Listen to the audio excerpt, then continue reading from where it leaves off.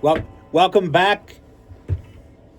This is my second video in this series, and I'm talking about how to build guitar solos in the style of popular artists. This one, I'm going to talk about the minor pentatonic scale, and I'm going to talk about building licks and solos in the style of Albert King and Eric Clapton, Billy Gibbons, Led Zeppelin, Cream. These are all the bands, they use the minor pentatonic scale. And I'm sure that everyone, well, maybe not everyone, but there's a lot of videos on YouTube and other places, and they explain how to build these solos by showing patterns. Like they'll say, oh, here's pattern 1, pattern 2, and they'll encourage memorizing the pattern. And so I've been teaching lessons for a long time, and I've had the luxury of figuring out a lot of guitar solos. And there's a couple of things that I noticed. And one of the most obvious things is some of the artists that play in this style, think of Albert King and Freddie King, even Jimi Hendrix, they didn't have access to method books that had pictures of grids and patterns. They were pioneers in these styles, and while they had other guitar players playing these styles that they admired, they really were largely figuring things out on their own. Most of those people were singers. A lot of times whenever you're singing and playing guitar, you'll match the pitch, you'll find a note in the chord, and you'll try to sing that note. And so over the years, one of the things that I realized is most of these guitar players that I like, they are building these lines, their solos, that's what I mean when I say lines, or their licks, by finding notes that are important to the chord. So today we're going to take a look at how to build licks in the style of the minor pentatonic. And you hear everyone playing these. I know I named a few. Albert King, Eric Clapton, Jimi Hendrix, Billy Gibbons, bands like ZZ Top, Led Zeppelin, Cream. Those guys are in there, in those bands. But this is what you hear.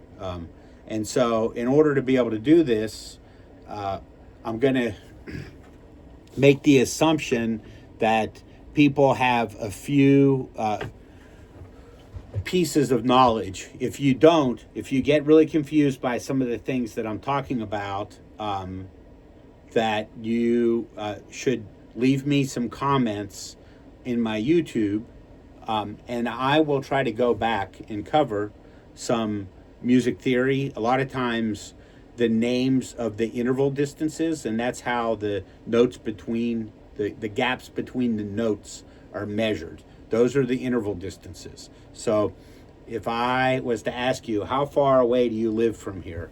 And if you answered in minutes or miles, if you said I live 5 miles from here or 15 minutes, what you're describing is you're describing the distance between 2 points. That's the interval distance. So whenever I say that it's a third or a fifth, that those are the names of intervals that are used in music. And I have some charts that I've typed up, and they show the names of the intervals. And it also, I have some charts that have some formulas for spelling the chords. And these are some of the things that we need to know in order to move forward. So one of the first things we need to know is we need to be comfortable finding the notes on the neck of the guitar, and the notes are going to be our starting place. In this example, I'm using a G minor, just G minor. This is, have you heard my backing track?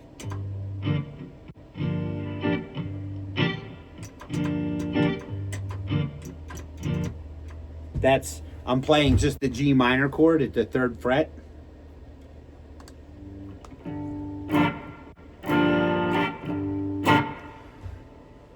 That's the first chord in I'll Play the Blues for You by Albert King. I have a bigger plan. We're going to start today with learning the scale, and I'm going to make some other videos that demonstrate how to use that scale to follow the chords, and I'll play the blues for you. But the first step is just being able to play some good ideas over a G minor chord. And so that's my backing track for today, is just the G minor chord. And we're going to learn how to build this minor pentatonic scale, which is wildly popular, by using notes from the G minor chord.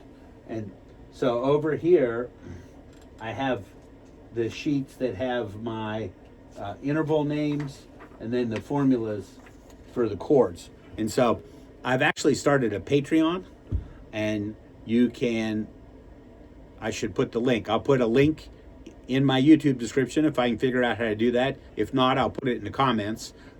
If you want to get access to my sheets that I made, you can buy them on Patreon, or you can sign up.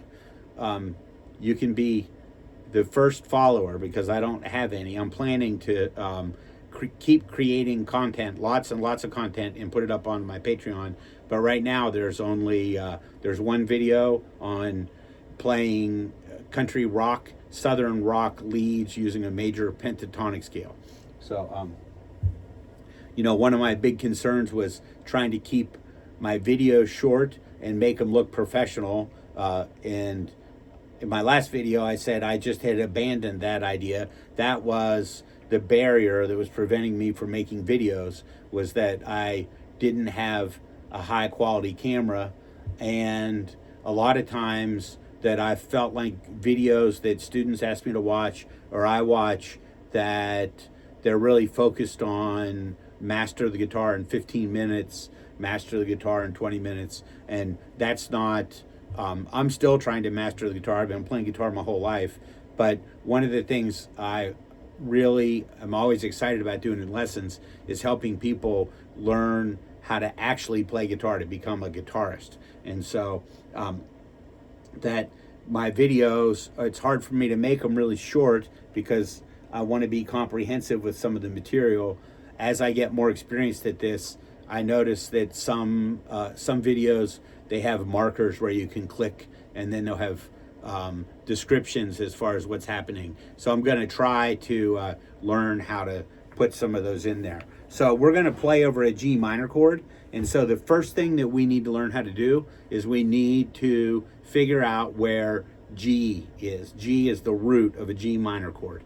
And a G minor chord actually has we're going to use G minor 7. That's a chord with 4 notes in it. The notes are G, B flat, D, and F. And I will type all this stuff up, and I'll put it up on my Patreon if anybody wants to follow. My first video was wildly successful. I had close to 100,000 views. Not really. I think I had 68 views. That's close to 100,000 in my book. So but if you remember, if you've watched my other video, that if you understand that there are 12 notes, and I have my chromatic circle over here. I made this in Illustrator. And if you were to start, if I started on G and I counted all the way around, I would end up back at G. And so knowing that, and then knowing how the guitar is tuned, that you can find the same note on adjacent strings. If you start on a low string and you're moving to the strings that are higher. So you start on the thickest string, and then you're moving to the next thinner string. That by subtracting 5, so I say -5, or adding 7, +7. So we know that this is the E string. Let's see if I have my tuner on. I do. And you can probably see that that says E. So if I start on E and I'm looking for G, I go 1, 2, 3. So I go 3 half steps. So I go 1, 2. So the 3rd fret of the 6th string is G. A lot of people probably already know this, because you might play a G chord, and whenever you play a G chord, the root note of that is the 3rd fret of the 6th string. So this is G. That we're on the 3rd fret, So it's not going to be possible to subtract 5 because 3 minus 5 would be -2. We'd be down here. So from 3, we're going to add 7. 3 plus 7 is 10. So if I go to the next string, the string that's adjacent, and I go to fret 10, that's a G. And you can probably see my tuner, it shows G. So now I go 10 minus 5. So 10 minus 5 is 5. 5 minus 5 is 0. So I can either play 0 or I can go 5 plus 7, which is 12. That's on string 3. That's G. So now moving on to string 2, and the tuning of the guitar is not symmetrical. So string 2, I always have to add 1 to compensate for the non-symmetrical tuning. So I'm going to go 12 minus 5, and 12 minus 5 would give me 7, and then I need to add 1 to compensate for the tuning. There's my G. And now I have 8, and 8 minus 5 is 3. So there I am. I have 3, 10, 5, 12, 8, 3. Now, whenever we play a solo, we don't want to be constantly jumping around on the neck of the guitar and moving our hand a lot. One of the principles of classical guitar is trying to minimize the opportunities to make mistakes. I remember when I was at university, we'd talk about that. Minimize the opportunities to make mistakes. And so if you can keep your hand in an area of the neck without moving around too much, that you have fewer opportunities to make mistakes. So a good idea is after you have figured out where all the G's are, if you don't have them memorized, and you don't have to have them memorized, you can make a little note for yourself that you have G on string 6, fret 3, you have G on string 4, fret 5, and you have G on string 2, fret 8. And these are pretty easy to reach. So you'll notice I'm going to start my backing track.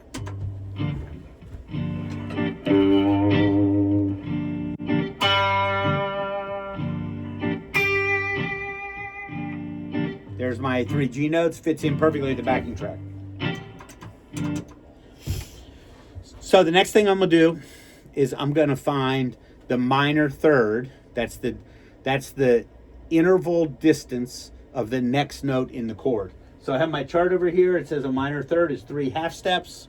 So I can look at this chart and I can start on G and I go 1, 2, 3, and 3 letters and 3 half steps. That note name is B flat. So now I'm looking for B flats, but I don't even need to know that B flat is the note I'm looking for. That what I really need to know is that I need to know where G is, and I need to add this embellishment note. And I'm going to do that on every string. I'm going to demonstrate that. So I'm going to start on 3, and I'm going to go up 3 frets. So I'm going to go 3, 6, 3.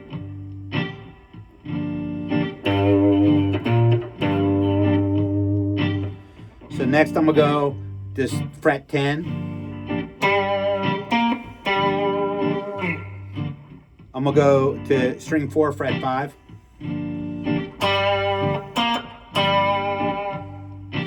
String 3, fret 12. String 2, fret 8. Remember, each time I'm going 3 frets higher. So I'm on string 8, I had 3 frets, that's 11. I didn't say that. When I was on string 3, I was at fret 12. I went 12, 15, 12. On string 1, I'm going to go 3. Up 3 frets, which is 6.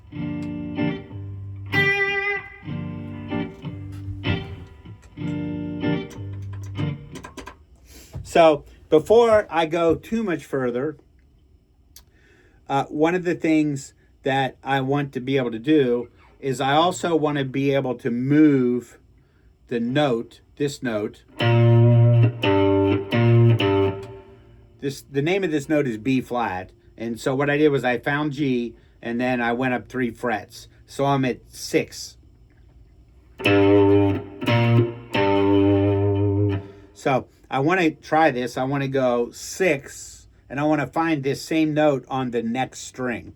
So whenever I'm doing my my personal practice, once I find the notes, I actually will find the note on every string. So once we get through all the notes, it would probably be a good idea to stop the video and then to go through and find G, B flat, D, and F. Those are the notes that are the building blocks of this minor 7 chord. But we're not quite there yet, and we're actually going to start building some lines, playing some solos or licks, only using a couple of notes. So we don't need to find them all right away. But the one thing we do need to do is we need to be able to find our minor third on the adjacent string. So look at what I can do. I can go G, and I can go up 3 frets to 6, and then I can go back to G. Now, this is fret 6, and I know if I go 6 minus 5, that's 1. And that's the same note. You'll notice that my tuner says A sharp, and the reason why is a lot of these tuners, A sharp and B flat are called inharmonic equivalents. It's the same sounding note, but it actually has 2 different names. It would be if you said, I have 6 eggs, I have half a dozen eggs. It's two ways to describe the same thing. But in music theory, whenever you are spelling chords or doing harmony, that the number, if it's a third, if it's a fifth, it's making reference to how many letters. This can be a confusing topic. So if anybody has any questions about this, drop a comment and I'll make a video explaining all about how the intervals work. But for right now, I'm just going to assume that you have an understanding of that. So I can do this, and I can find that same note on 2 strings. And so look what I do. I make a mental note that if I put my 3rd finger on the root, that my index finger finds the 3rd. So I can go to the next. Here's my.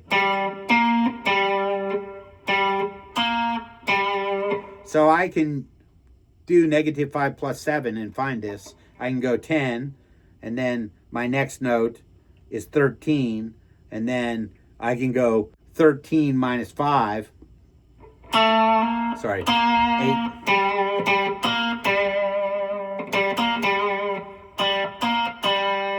So now I'm moving to the next string. 5, 8, 5, 3, 5. And whenever I get to string 2, remember, on string 2, I have to add 1, so it's going to be, now I'm at 8, 11, and then 8, 6. So I'm just playing the same notes. Hopefully I'm not going too fast. I felt like my last video was a little bit too long, so drop me some comments. Let me know how I'm doing. That I'm happy to go really slow and explain everything in big detail, but I don't want to be boring. So here I can play this. So check it out. Now I have 2 notes.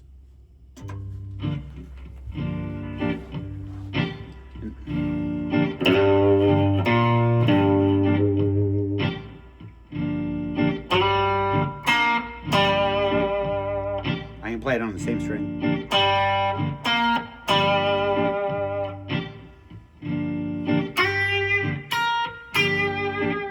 And you notice I'm trying to keep the notes in the same area. I'm not trying to move around too much.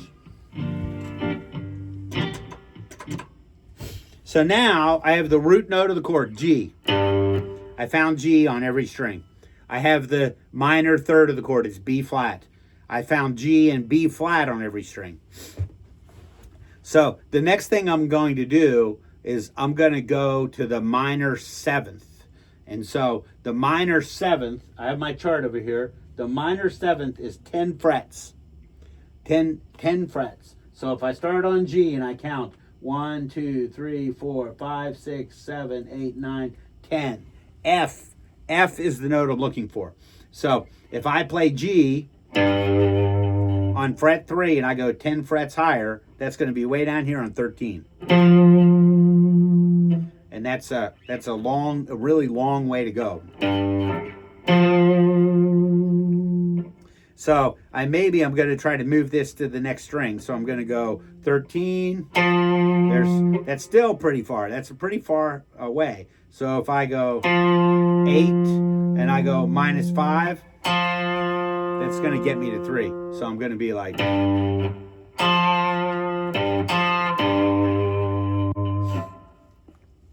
But one of the things that I know is that I know that F is 2 frets lower than G. It's called an inversion. Again, if anybody's confused about any of this stuff, drop me a comment. I'll make a video. So what I'm going to do is I'm going to take my F, and I can actually go F. From G, I can go down to F, or I can go up 10 frets to F. I do the same thing here. Here's G. And remember, whenever I found my F here and I moved it to right here, here's G. And just with these notes, once I get these few notes together, I can actually start playing I can start making up some riffs. And I can start being creative, as opposed to trying to just copy other people's licks, that because I have a small amount of information, I can start to experiment on my own, create my own ideas, see what types of things I like. Maybe some of them will sound familiar. I was joking the other day. I was saying that that a lot of times that I see people in lessons, they're trying to memorize solos or licks, and it's really hard. And the analogy I used would be if you were playing basketball and you felt like you needed to play basketball like Michael Jordan. He's your favorite basketball player, and you're out there. You know, Michael Jordan's a very advanced basketball player. You're trying, but it's really difficult. You don't have the skill set that Michael Jordan does.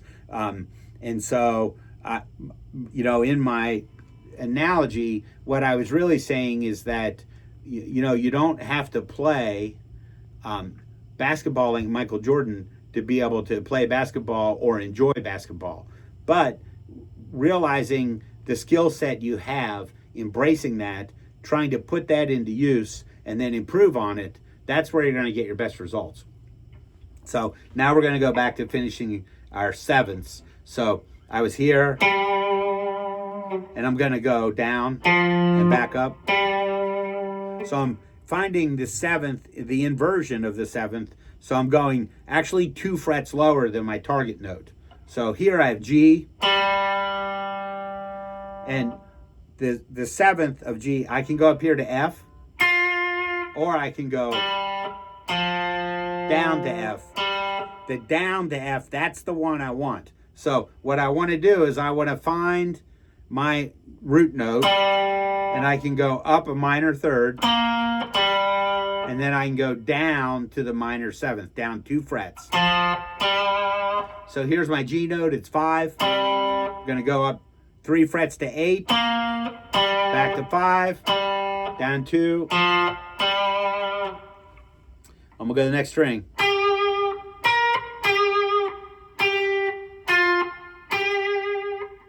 So I went 12. I went up 3 frets to the minor 3rd, B flat, G, 12. I went down 2 frets to F. That's the minor 7th. Both of these notes are in the chord. So now I'm going to go to fret 8. I'm going to go up 3 frets. And I'm going to go down 2 frets to F. And I could even do it here on the 1st string if I want. I don't usually play here. 3. Now, just use these 2 notes. Check it out.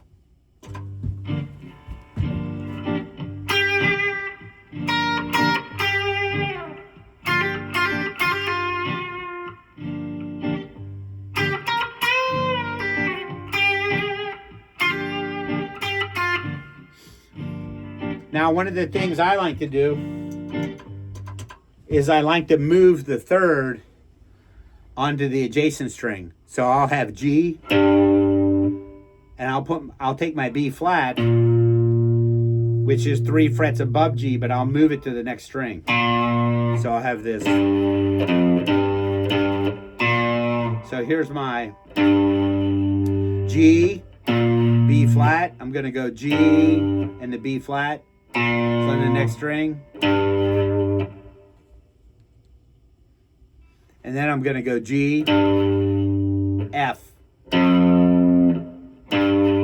So the F's on the same string. So I go G, string 6, fret 3, B flat, string 5, fret 1, go back to G, and then I'm going to go down to F, which is the minor 7th, 2 frets lower than G. This is the pattern. This is the pattern that Billy Gibbons really likes to use. I can move here.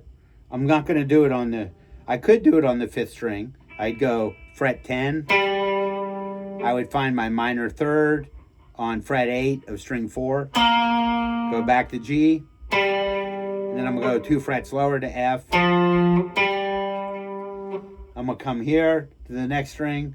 And this is the area where I want to play. I want to be on string 4, fret 5. That's G. Go down 2 frets. F. Back to G. I go G. I'm going to go to the adjacent string, string 3. And I'm going to go to fret 3. That's B flat.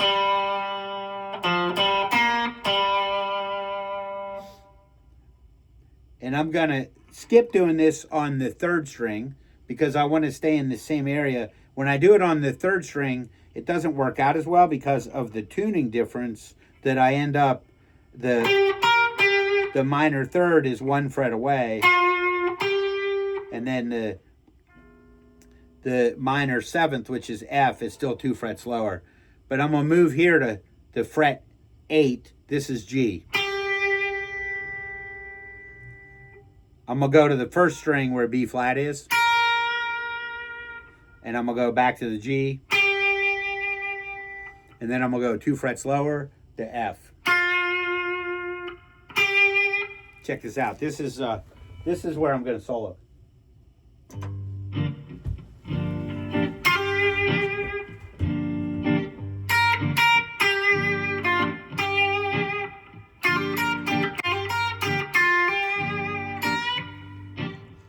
So I could start.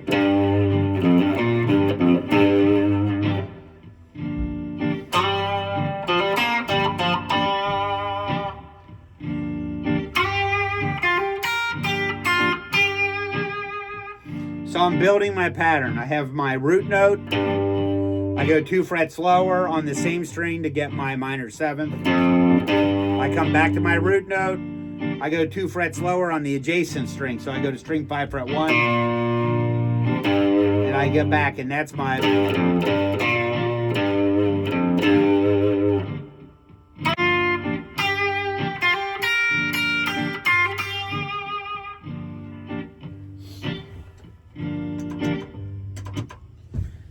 All right, so the next thing that we need to do, so you should make your own loop and you should play these patterns that I'm playing, and you should take your time. You should get your loop. You should play G note on every string. You should say play G and B flat on the same string, G, B flat. You should play G, B flat's the minor 3rd. You should play G and B flat across 2 strings, the adjacent strings, G and B flat. Then you should start that whole thing over. You should play G and you should play F, which is the minor 7th.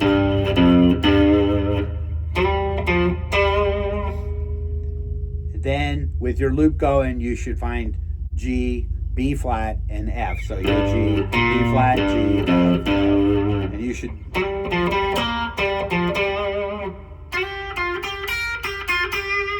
So you should do that on every string.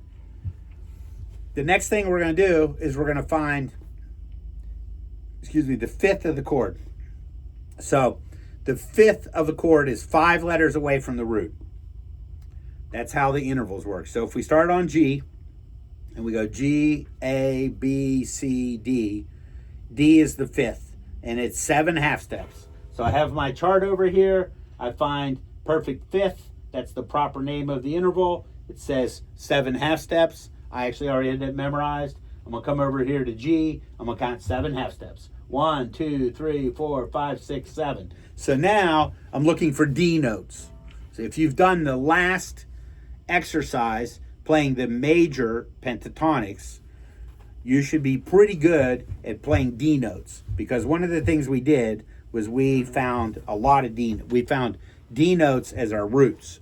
So that, but using our same methodology, we can start on G, which is our root, fret 3. We can add 7, which will take us to 10, and that's D. So that's the fifth. This is a really big stretch, and so I can move this. I can go 10 minus 5, and I can move it to the next string. So now I can do this. I can go G, B flat, D, or I can go G, which is fret 3, and I can go to the adjacent string 1, and I can slide up. All right, sorry about that. Somebody was knocking at the door. So I was talking about finding the perfect fifths. And so one of the ways that we can do this is we start on G, we add 7 half steps, it gets us to 10. Of course, a lot of people have played power chords. That's how I've always remembered where my fifths are. If you've ever played any rock songs or heavy metal songs, the power chords are very popular. And so with the power chord, if you know where the root is, in this case G is on fret 3, you can find the fifth on the adjacent strings 2 frets higher. So I can go G, and I can add 7 to get to 10, and I can subtract 5, and that gets me to 5. And you notice I'm 2 frets. There's 2 frets above, so I'm going to go 3, move to the adjacent string, add 2 frets, D. String 5, that's 10. Move the adjacent string and add 2, that's 12.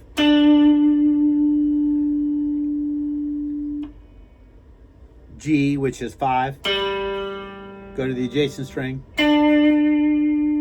Now, when I get to string 2, the tuning's just a little bit different.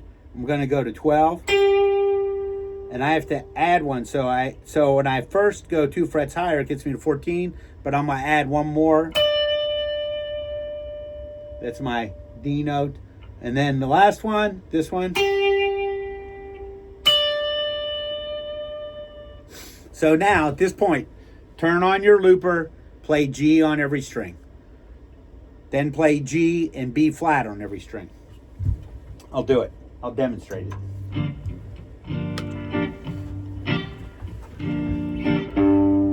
G, G, G.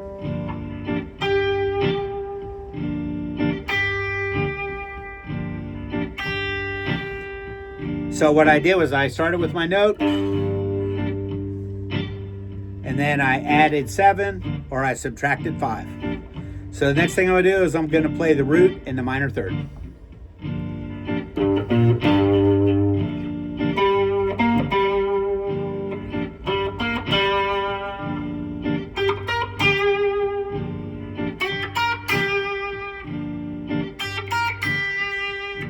And you'll notice I added the minor third on the same string. I'm going to go back and do the same thing.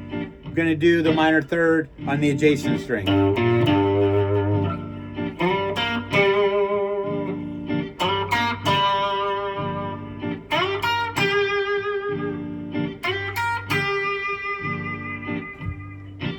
Now I'm going to go and I'm going to add the minor 7th, but because I'm trying to build these bluesy ideas, I'm going to focus on doing the minor 7th inverted, which means instead of going 10 frets above, I'm going to go 2 frets back.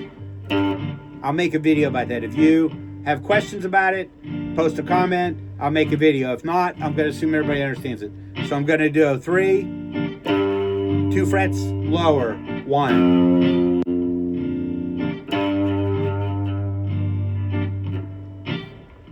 Next string.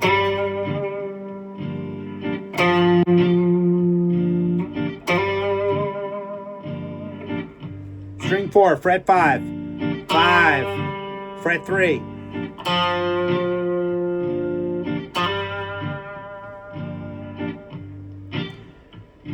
Fret 3, string 3, fret 12.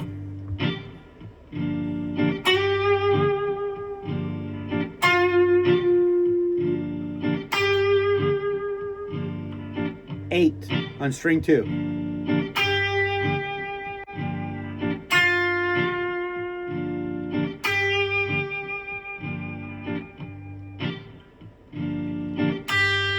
Three, 1.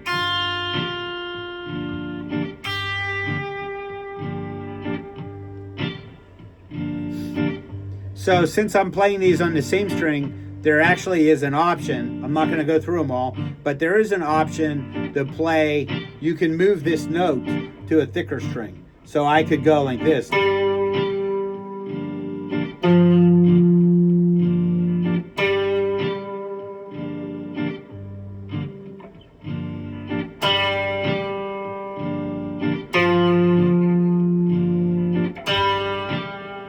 So I'm just finding this F. I'm finding it on the thicker adjacent string. So now I need to do the 5ths. G.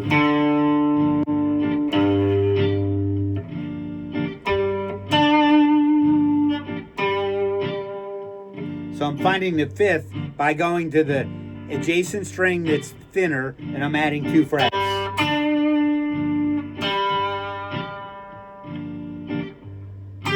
This time I add an extra fret because of the tuning.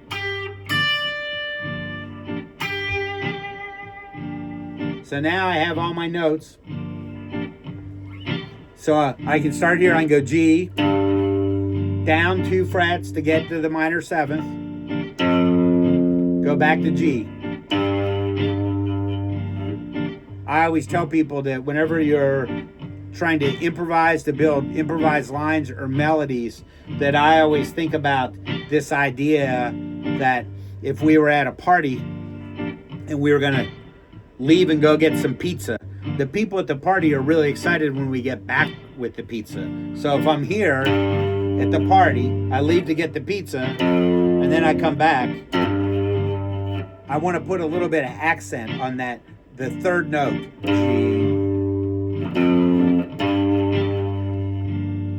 And so I want to be listening to the phrase, and it's the 3rd note of that phrase that I want to put in a place that rhythmically seems like it's a cool place or fits well. So now I'm going to do the same idea, G, and I'm going to go to the next string, B flat. So I can do this.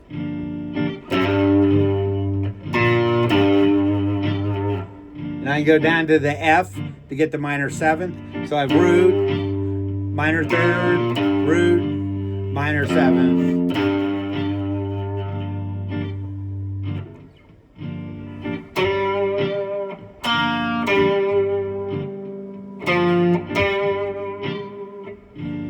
Now I'm going to go to string 4, root, minor 3rd, root, minor 7th.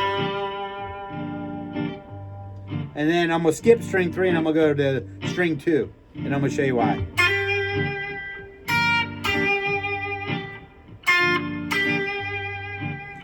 The reason why is that in blues and blues rock and hard rock and a lot of the solos, that what's really common is that people will do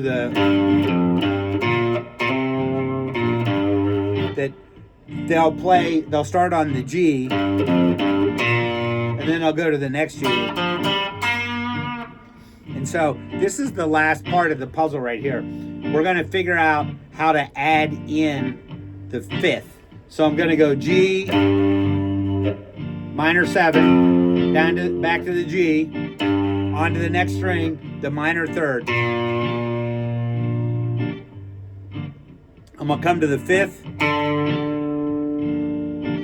And here's the last note. It's called the 4th. It's 2 frets lower than the 5th, so I'm going to go. So I'm going to have this phrase. It's going to be like.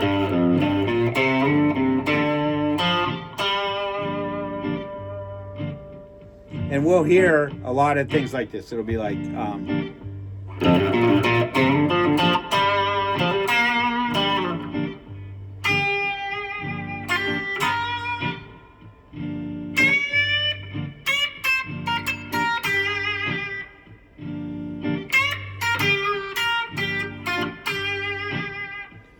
Maybe an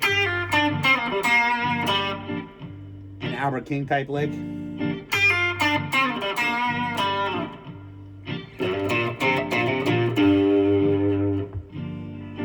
So this, figuring out how the minor pentatonic fits, it's a little bit more complicated than the major pentatonic. The major pentatonic, we just pretty much embellish the chord tones. But on this, we have a few other choices.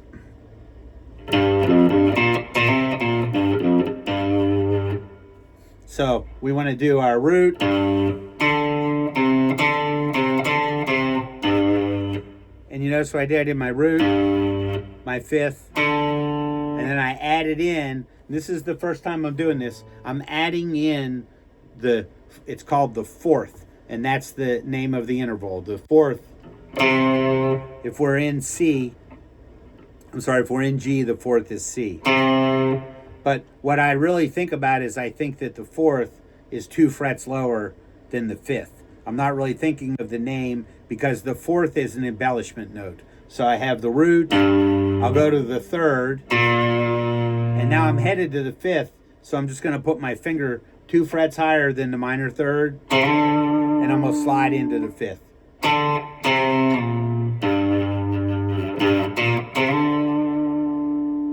And if I've got my notes and I know that the next G is right here, then the 7th is here, it's 2 frets lower. So I'm going to have this.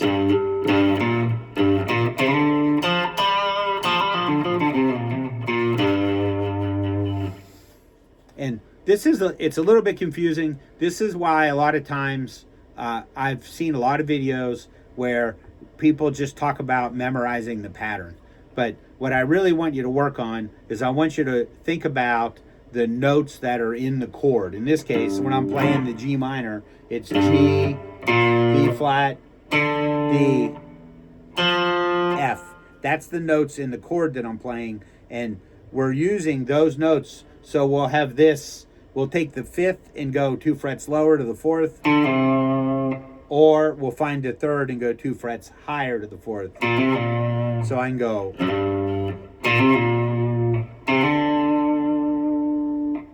I can do that same idea here. Here's G. I'm going to go to the 3rd. I'm going to slide to the 5th. Back to the G. So I'm going to go G under my 3rd finger. I'm going to play the 3rd. The 4th, 2 frets higher. Go back to the 3rd. Put my finger on the 4th, slide to the 5th. I start right here.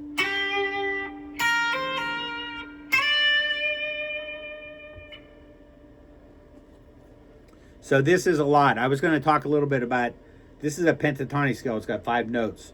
And I was going to talk about the hexatonic scale, if you're familiar with it.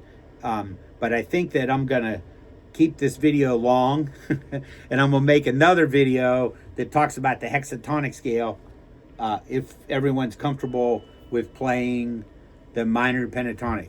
So if you have any questions,